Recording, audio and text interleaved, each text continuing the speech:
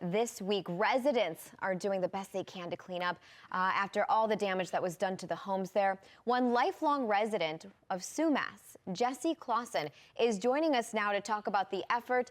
And Jesse, I am just so sorry to hear about and see everything that's been unfolding there. I first want to ask you just how are you and your family and your home faring through all of this? We're holding up fine.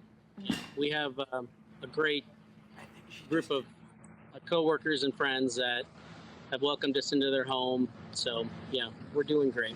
Well, and can you tell me a little bit more about how you were personally impacted? You mentioned your home. What sort of damage did you have there? We had about 4 feet of water throughout the house and outbuildings and shop. So we lost, all of our furniture and contents, basically. And obviously you weren't alone. A lot of folks were hit really bad by this. So how about your neighborhood in terms of what the impacts were there, and then just how everyone in the town is recovering from this?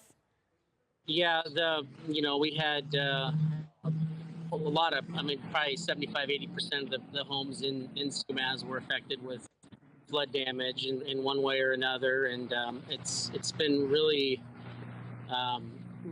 great seeing everybody come together. There's been a huge outpour of people helping, tons of resources brought in, and a lot of people just pitching in and helping out. I think that's been the silver lining through all of this, is that everybody's coming together, trying to help where they can. Where have people been going? Where are you going if you're not able to actually get back into your home? We're actually just staying with some friends right now. Okay. Some of our friends welcomed us into their home. So that's what we're doing right now.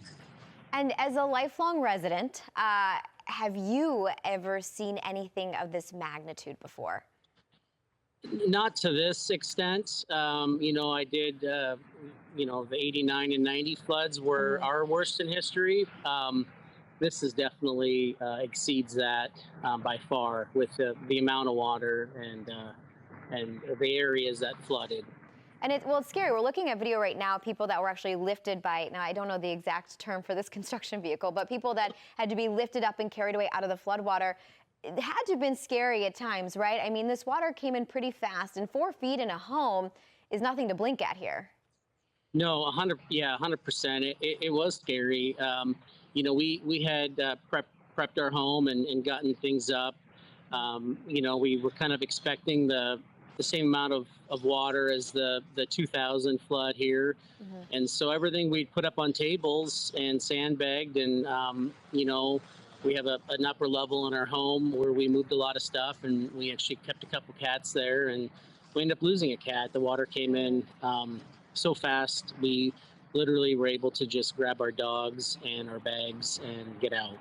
I mean, my heart just breaks for you and for everybody going through this. So what is next for you? I mean, temperatures are dropping, it's getting colder, and this sort of damage takes quite some time to come back from.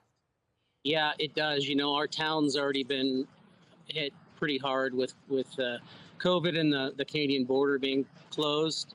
I can't imagine the people that own businesses in our town, and just rebuild. That's all you can do. Rebuild, and I try to get some sort of plan in place or something to help prevent this flooding. Yeah. I mean, it truly is something so unfortunate. Timing never good. We're right into the holidays, so we would love to stick with you as you continue on this journey. Check back within decent amount of time to see how you're doing in the community. But thank you for joining us as you continue to come back from this.